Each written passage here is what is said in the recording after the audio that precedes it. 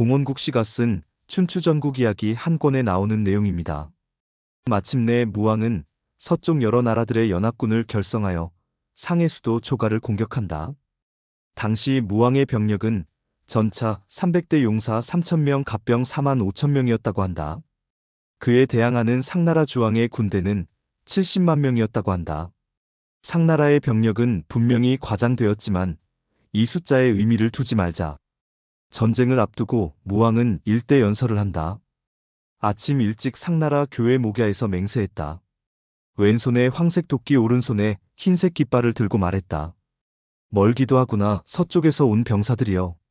아, 나의 제후들이여. 그리고 용, 촉, 강, 모, 미, 노, 팽, 복의 동맹들이여. 그대들의 창을 높이 들고 방패를 나란히 하여 창을 세우시오. 내가 선서하겠소. 그리고 이어서 말했다. 그대들은 군령을 지키도록 노력하시오. 호랑이 같고 곰 같고 이무기 같아야 하오. 투항하는 자는 거절하거나 죽이지 말고 그들로 하여금 서쪽 땅을 위해 힘쓰도록 만드시오. 그대들이여 최선을 다하지 않는다면 그대들은 죽을 것이오. 주나라 무왕 희발이 상나라의 제신주왕을 잡아 죽이려고 목야에서 외친 연설문의 일부입니다. 이 전쟁으로 상나라는 멸망하게 되고 주나라가 중원 땅의 새 주인이 되는 것입니다. 이 글은 상서중 주서 목서에 나오는 글입니다. 그것을 바탕으로 해서 공원국 씨가 의역한 것이지만 본 내용에 충실한 것으로 보여집니다. 여기서 목야는 어느 특정 지명을 이야기하는 것이 아니라 교회 벌판이라는 의미의 보통 명사입니다. 그러므로 목서는 목야에서의 맹서 정도로 이해하시면 될 듯합니다. 그런데 늘 느끼는 것이지만 여기서 또 흥미로운 것은 창을 높이 들라는 무왕의 외침입니다. 아무래도 그 당시의 전차전에서는 짧은 검보다는 긴 창이 더욱 유리했겠지요.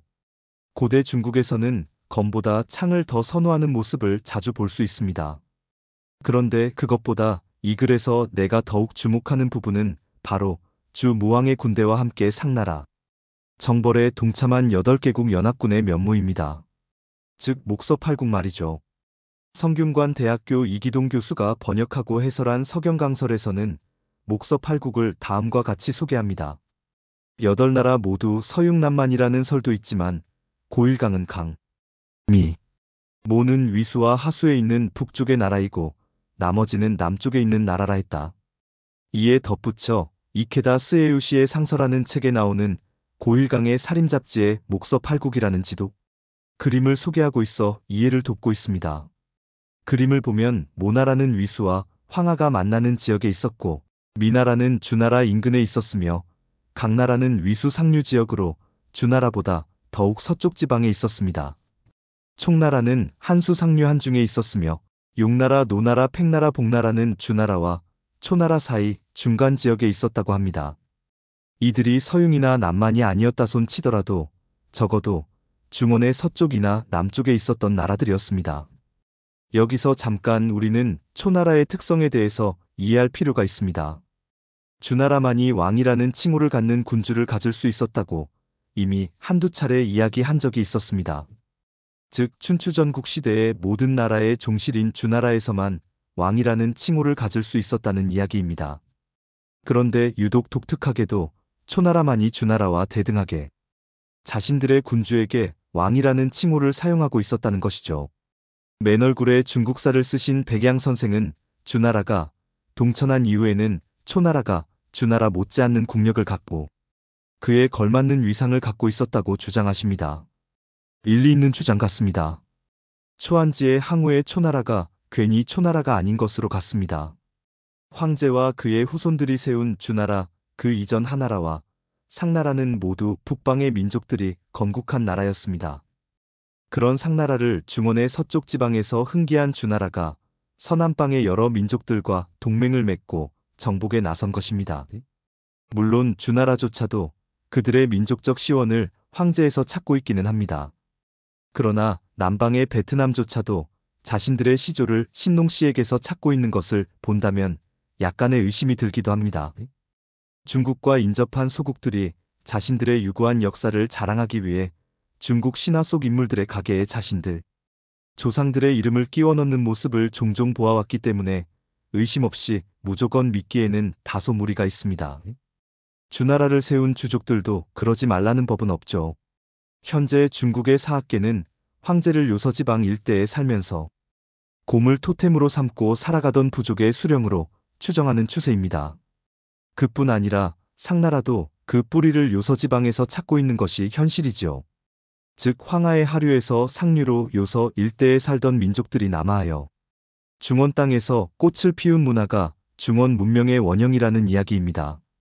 목서의 글은 중원의 서남지역 위수와 한수의 상류지역에서 세를 불린 주나라와 그의 동맹국들이 이미 중원에서 수백 년 이상 터를 잡고 그곳을 다스리고 있던 상나라를 멸망시키는 과정을 설명하고 있는 것입니다. 이렇듯 그 출발이 상이하게 다른 두 세력이 중원 일대의 지배권을 놓고 서로 다투고 있음에도 중국의 과거 역사학자들은 이들 두 세력 모두를 중원에서 시작된 한 일족으로 상정해 놓고 이견을 무시한 채 준일이와 상나라가 중원의 종주권을 놓고 다투는 단일민족의 투쟁으로 중국의 역사를 그려왔습니다. 서경 즉 상서 또한 분서갱유의 활을 거치면서 소실된 것으로 여겨지고 있었습니다. 얼마나 철저하게 정책이 집행되었는지 책 한 권 남기기조차 힘들었을까라는 생각도 들긴 하지만 여하튼 그러했던 것 같습니다. 그나마 복생이라는 학자가 벽 속에 숨겨두었다가 찾아 읽고 공부해서 후학들에게 전한 근문상서와 공자의 옛집벽 사이에서 발견되었다고 하는 고문상서가 있어서 현재 우리가 그 글을 읽어볼 수 있는 것입니다.